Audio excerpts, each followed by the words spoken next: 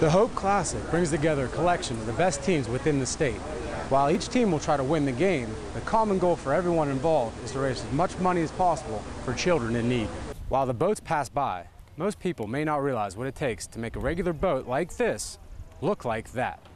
Sean Wilson was in this courtroom today on a probation violation in front of Judge Lou Diapolito.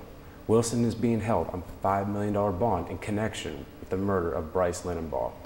With new federal regulations, local businesses like Antone's are working diligently to make sure kids have a healthier lunch. Sean Wilson faced his first of potentially many days in court today.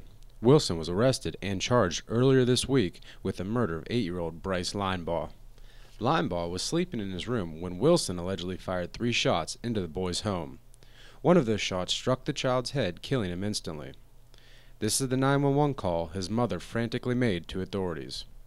We heard shots outside. They were really close. We all laid down on the ground. I said, no, I got to go upstairs and check on my kid. Because of the graphic nature of the crime, Wilson's bail has been set at a whopping $5 million. Wilson became a person of interest in the 8-year-old's murder when his probation officer asked him to come in and speak to authorities. He refused, which is a direct violation of a previous gun charge. Presently on felony probation for a firearms offense. That was in 2009. He's had 1 probation violation. That was in the beginning of 2012, and he's still presently on paper to Mahoning County. No matter the outcome of the trial, the effects of this crime will be felt throughout the city for years to come. For your local news, I'm Gary Brode. Area. I have a concern because I see a lot of these injection wells and they are surrounded. The concerns for fracking have grown day by day, and with fracking in Trumbull County coming soon, some citizens went to the county meeting today to have some questions of theirs answered. It would have a devastating effect upon the community that we all live in. The most recent shale testing was in 1989, and citizens are asking for testing prior to the beginning of the fracking next week, in order to determine if the fracking is polluting the water. It's in this very room that citizens voice their concerns for testing of brine contamination. It is unclear if or when the testing will be done. In January, a Kasich spokesman said, why should the oil and gas industry be responsible for a fracking byproduct? Well, we've lived that way long enough with the waste being left behind, the taxpayers having to clean up. Board members are sharing the same questions as some of their concerned citizens. Documents to you so you could get some detail in writing about that. You'd be able to find out how many gallons, etc.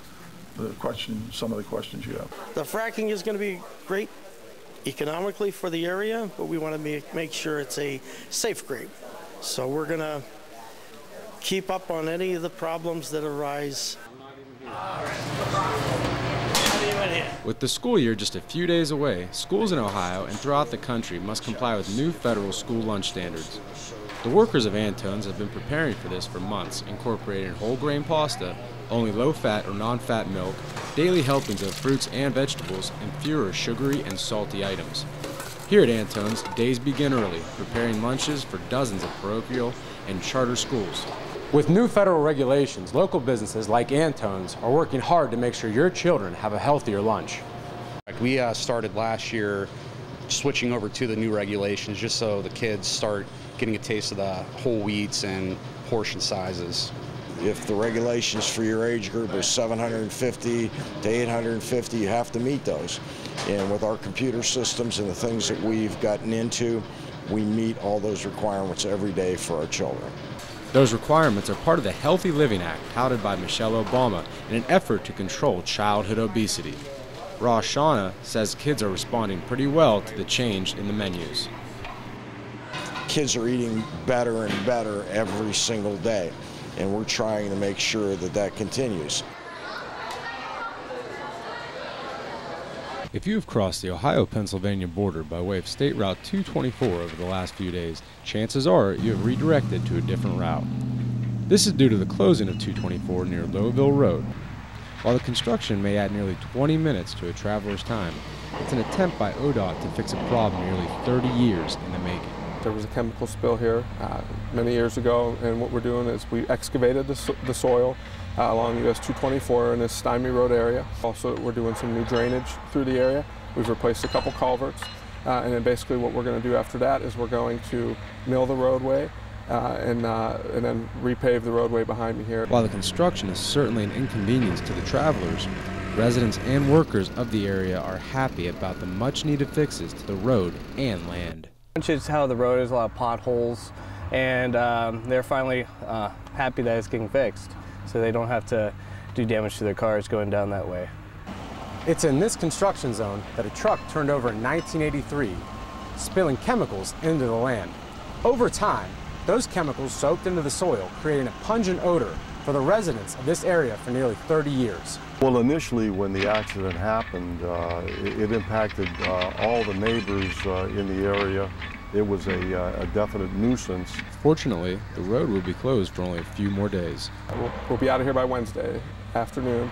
The majority of the work will be done, and then we'll have some various lane restrictions after that. This opens up Wednesday afternoon. We'll have some various lane restrictions for a few weeks to finish up, but we'll be out of here this year for sure. For your local news, I'm Gary Brode. It's all private. The 4th of July is a time for celebration. For most Americans, that means fireworks, picnics, and of course, parades. While the residents of Guilford Lake continue with these old traditions, it's the new spin they put on their parade that keeps it growing in popularity. It's sort of like an all-town American experience where you don't see this every day. Only in Hanoverton, Ohio, will you see little boats all decorated in different holidays going by, kids out in the water splashing, family members all together. It's like all-town America. You can't ask for anything better. It's wonderful. While the boats pass by, most people may not realize what it takes to make a regular boat like this look like that. We start planning a year in advance, and we went when everything was cheap for Halloween decorations and bought a whole bunch of them, and then this morning we got all the kids up early and came up and decorated. Even though the boats are the main attraction, most viewers of the parade agree the best part is seeing the family, friends, and neighbors get together to enjoy the holiday. I think it's the boats. I think it's getting out on the water and seeing everyone. Everyone's so friendly around the lake, and just getting out and having some good clean family fun on the holiday. Whatever the reason, the citizens of Guilford Lake enjoy their unique parade and expect its rise in popularity to continue. Good evening. Thanks for joining us. A Hermitage man faces assault and attempted murder charges out of a fight with his girlfriend. According to police, 34-year-old Wesley Basilone began to assault his girlfriend early Saturday morning after an argument.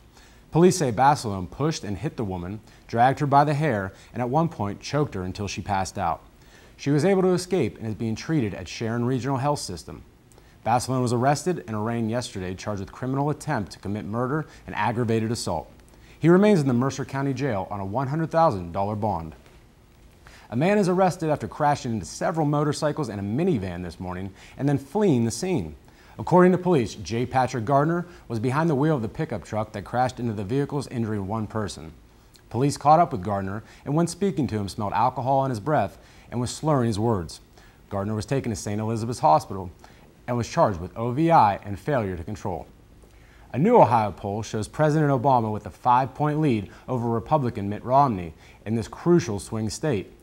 The poll, out Sunday, gives Obama a 51% to 46% lead. The poll shows Obama with a similar advantage among Ohio voters who think the president would do the best job improving the state's economy. A combined 63% of likely voters said they are either better off or about the same as 4 years ago. Obama's edge comes as the candidates continue to blanket the battleground state in political appearances. State and local governments saved a combined $10 million this year on road salt contracts as a result of recent mild winters and new pooling process. Significant stores of unused salt have driven down statewide average prices from $54 per ton to $42 per ton since last winter.